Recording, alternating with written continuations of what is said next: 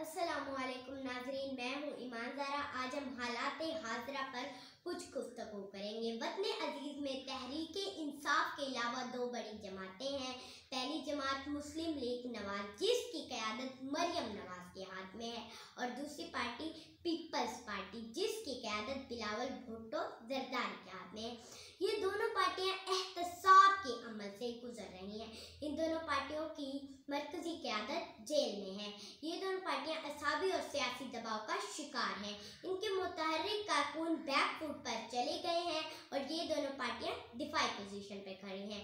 इन दोनों पार्टियों ने मौलाना फजलुर रहमान का साथ मजबूरी में दे रही हैं। शहबाज शरीफ ने तो अपनी तबीयत का बहाना बनाकर मार्च की क़यादत से इनकार कर दिया है। JUI के सरबराह मौलाना फजलुर रहमान 27 अक्टूबर को आज़ादी मार्च की तैयारी कर रहे हैं। हुकूमत इनको रोक रही है। अली अमीन गंडापुर ने तो इनको कानूनी नोटिस भी भेज दिया है। हुकूमत जानती है कि इनके साथ मुदर्रिस के हजारों तालिबा इनकी अफरादी कुव्वत हैं। सोशल मीडिया पर इनके खिलाफ गैर इखलाकी तहरीक चलाई गई है जो काबिल मुज़म्मत है। शुक्रिया।